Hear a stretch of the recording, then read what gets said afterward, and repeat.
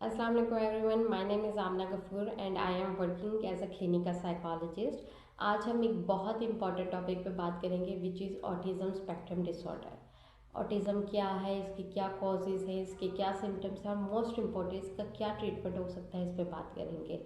आज 2 अप्रैल का दिन है, तो आज के दिन वर्ल्ड ऑटिज़म डे मनाया जाता है, जिसमें ऑटिज़म के मतलब अवेयरनेस जो है वो इसको रेज़ किया जाता है ताकि लोगों को पता चले कि ऑटिज़म किस तरह का डिसऑर्डर है और बच्चों में ख़ास तौर पे ये क्यों रन करता है और किस तरह से रन करता है।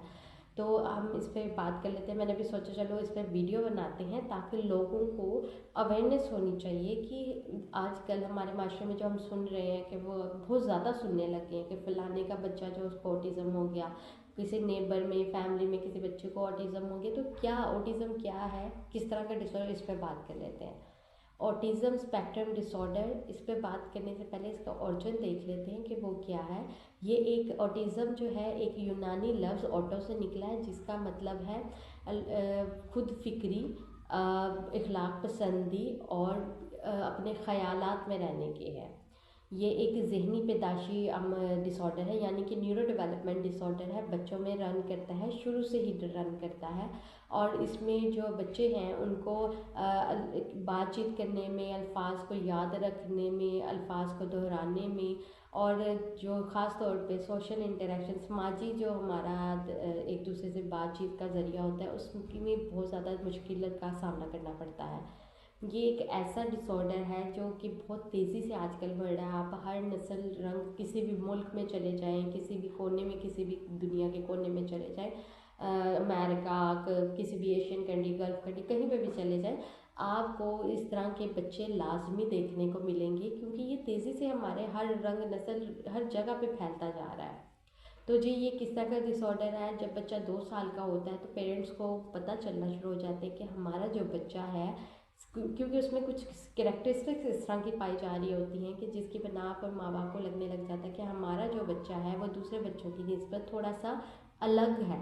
तो फिर आहिस्ता आहिस्ता उसमें कुछ सिम्टम्स जो है वो नज़र आना शुरू हो जाते हैं, यानी कि बच्चे जो है अपने अंदाज से ही दुनिया को देखते, सुनते और समझना शुरू कर देते हैं। फिर जब बच्चा 3 साल का हो जाता है तो ये सिम्टम्स जो हैं, जो कि ये कुछ इस तरह से हैं, वो नमूदार होना शुरू हो जाते हैं, सामने आना शुरू हो जाते हैं। वो किस तरह के सिम्टम्स हैं कि बच्चे को बोलने में मुश्किल होना शुरू हो जाती है, बच्चे को चीज़ों को याद रखने में मसला आता है, तो लोगों से बातचीत करने में मसला आता है। इनकी जो बच्चों की ऐसे बच्चों की जो गुफ्तगू है वो बहुत ज़्यादा बेरब्त होती है, यानी कि इनके पास ऐसा नहीं है कि इनके पास अल्फाज का ज़ख़ीरा नहीं होता, अल्फाज का ज़ख़ीरा इनके पास बहुत ज़्यादा होता है, लेकिन इन्हें बोलने में, चीज़ों को समझने में बड़ा मसला होता है। फिर इनके जी एक चीज़ को बार बार दोहराते जाएंगे, एक लफ्ज़ को बार बार दुहराते जाएंगे, नहीं नहीं, करना है करना है करना है करना है करना है, ऐसे दोहराते रह जाएंगे।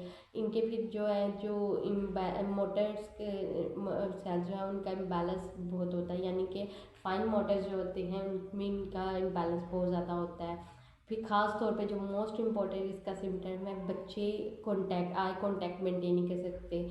आपने अक्सर देखा होगा कि बच्चे बोलते बोलते जो ऐसे ऐसे करके आपसे बातें करें, टेढ़ी नज़र कर करके बात करें, तो ये कुछ इस तरह के सिम्टम हो सकते हैं कि ऐसे बच्चों में भी सिम्टम इस तरह के ऑटिज़म के पैदा होना शुरू हो जाए। सर्दी, गर्मी, बहार, ऐसे मौसमों से इनके मौसमों के एहसास से ये लोग बिल्कुल मुबहरा होते हैं, इन्हें नहीं पता क्या चल रहा है क्या नहीं। फिर जो है पंखा हो गया, बेब्लेट चलते हैं बच्चों के, गोल की जो चीज़ें हैं उनसे खेलना इनको बहुत ज़्यादा पसंद होता है, अपने हाथों से खेलते रहेंगे, बहुत ज़्यादा खुश होंगे तो अपनी तालियां बजाना शुरू कर देंगे। और जो है ज़्यादा लोगों से इन्हें मिलना पसंद नहीं है, ज़्यादा कहीं गैदरिंग वाली चीज़ों जगहों पे जाना इन्हें पसंद नहीं है, क्योंकि समाजी इंटरेक्शन में इन्हें मसला आता है ना।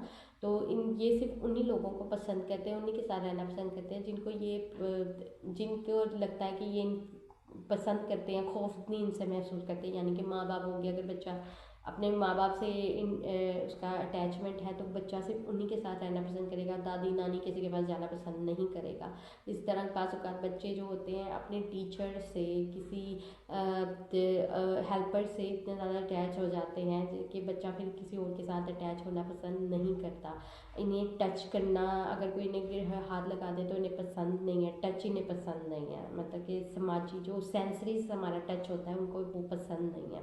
उनकी सेंसेस पे भी काम करने वाला होता है। फिर जी मोस्ट इम्पॉर्टेंट जो आ जाता है, चेंजलेस इन्हें चीज़ें नहीं पसंद, सेमलेस चीज़ें इन्हें पसंद है, यानी कि अगर एक ही तरह की शर्ट पहनी है तो इन्हें एक ही तरह की शर्ट पहननी है। अगर फिक्स टाइम रखा होता है, अगर कल इन्होंने इस टाइम पे खाना खाया था, अगले दिन भी वो कहेंगे मैं इसी टाइम पे खाना खाऊँ।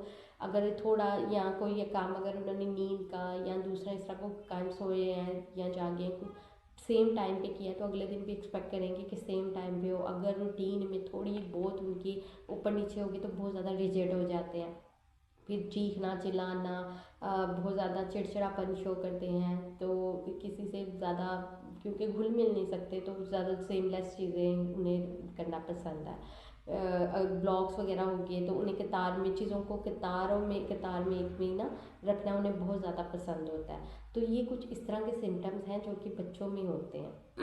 अच्छा जी, इसके क्या कॉजेज़ हो सकते हैं? कॉजेज़ इसके जैसे सबसे पहले मैं कहती हूँ जेनेटिक्स, जीन्स में कोई हो सकता है, किसी अब्बा उस्ताद में, किसी माँ बाप में, या किसी भी पेरेंट्स में से, या बहन भाई में ख़ास तौर पे किसी को, या फैमिली में किसी को ऐसी कोई बीमारी रही हो, ऐसा डिसऑर्डर रहा हो रन कर रहा है, तब ये डिसऑर्डर हो सकता है। या डाउन सिंड्रोम के इस तरह के कोई पेशेंट चलते आ रहे हैं तो उनमें भी इस तरह के डिसऑर्डर हो जाते हैं। तो बच्चे या ये न्यूरो डेवलपमेंट डिसऑर्डर है, तो बाज़ औक़ात जब माँ प्रेग्नेंट थी तो तब कोई कॉम्प्लिकेशंस हुई या प्रेगनेंसी जो है वो डिले हो गई, तो तब भी इस तरह की बच्चे का दिमाग जो है वो प्रॉपर उसको न्यूट्रिशन नहीं मिली या कुछ भी इस तरह के मसाइल हुए, तो तब भी इस तरह का मसला हो सकता है। फिर जी आपके हार्मोनल इम्बैलेंस की वजह से भी हो सकते हैं। हमारा जो ये न्यूरोट्रांसमीटर्स हैं उसमें सेरोटोनिन बहुत इम्पोर्टेंट है, अगर उसके इम्बैलेंस ऊपर नीचे हो गया तो फिर उसमें उसकी वजह से भी ऑटिज़म स्पेक्ट्रम डिसऑर्डर होने के चांसेस होते हैं। तो इसके अलावा फिर आपकी बायोलॉजिकल फैक्टर्स के अलावा आपके साइकोलॉजिकल फैक्टर्स जो न्यूरो डेवलपमेंट को आ सकती है, फिर फैक्टर्स आपके बहुत इम्पॉर्टेंट है उसकी वजह से भी, कि आपके माहौल में कोई ऐसे मसले हो कि माँ बहुत ज़्यादा स्ट्रेस लेती थी या बहुत ज़्यादा ड्रग्स का यूज़ करती थी, तब भी इस तरह के मसले हो सकते हैं। तो इसका कोई प्रॉपर कोज़ नहीं बताया गया और ये कोई अकेला कोज़ इसमें शामिल नहीं होता, क्लस्टर में ये चीज़ें हो रही होती हैं। तो इसका कोई प्रॉपर अभी तक कोज़ नहीं पता चला कि ये वाहिद वजह क्या हो सकती है, क्योंकि मैंने बताया क्लस्टर में चीज़ें आ रही होती हैं। अच्छा जी, अब इस पे मोस्ट इम्पॉर्टेंट चीज़ पे बात कर लेते हैं कि इसका ट्रीटमेंट क्या हो सकता है। इसमें ऑटिज़म स्पेक्ट्रम डिसऑर्डर वाले बच्चों के साथ क्लिनिकल साइकोलॉजिस्ट का रोल बहुत इंपॉर्टेंट है, ऑक्यूपेशनल थेरेपिस्ट, बिहेवियर थेरेपिस्ट, और मोस्ट इम्पॉर्टेंट आपके स्कूल टीचर्स का भी रोल इम्पॉर्टेंट है। फिर सबसे जो मेन रोल आ जाता है वो आता है फैमिली का रोल, पेरेंट्स का रोल। जो क्लिनिकल साइकोलॉजी, अगर आप किसी बच्चे में इस तरह के डिसऑर्डर तो उसे किसी क्लिनिकल साइकोलॉजिस्ट के पास लेके जाए ताकि उसकी प्रॉपर स्क्रीनिंग हो सके, उसके बिहेवियर्स को चेक किया जाए, उसकी लिस्टिंग की जाए कि जो उसको बिहेवियर्स वाकई उसको ये है कि नहीं है डिसऑर्डर।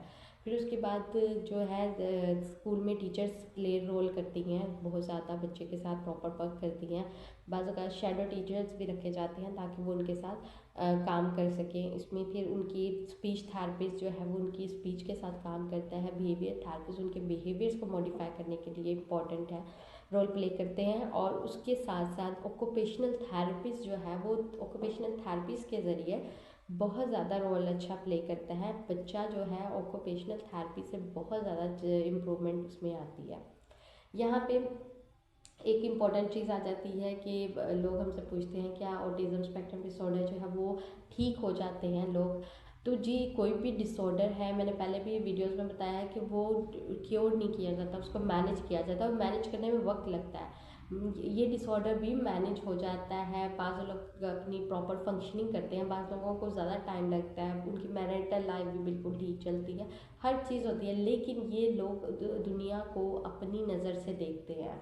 तो सबसे पहले तो लोगों को ये समझने की ज़रूरत होती है कि इन लोगों को साइकोलॉजिकल हेल्प की ज़रूरत है। ये लोग कोई नफ्सियाती उस तरह से पागल नहीं है, बस ये लोग दुनिया को अपनी नज़र से देखते हैं। मुझे याद है कि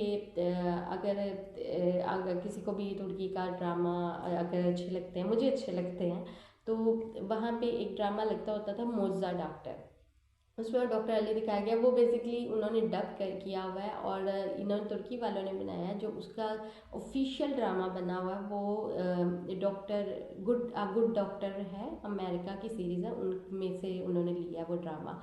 तो वो उसमें डॉक्टर को भी ऑटिज़म स्पेक्ट्रम डिसऑर्डर होता है और वो नॉर्मल डॉक्टर की तरह काम करता है। बस ये है कि उसे सोशल इंटरेक्शन में थोड़ा सा मसला आता है, तो उसके साथ जो उसके कुलीग्स होते हैं, उसके पेरेंट्स और उसके जो डॉक्टर होते हैं या उसके जो केयर टेकर्स होते हैं, वो उसके साथ बहुत ज़्यादा हेल्प आउट करते हैं, उसको सोशल इंटरेक्शन में, सोशल कम्युनिकेशन में मदद करते हैं, जिससे वो चीज़ों को ओवरकम करता है। और एंड पे दिखाते हैं कि उसकी शादी भी हो जाती है और प्रॉपर उसकी मैरिटल लाइफ, उसकी आगे बच्चों की लाइफ, हर चीज़ उसकी प्रॉपर चल रही होती है।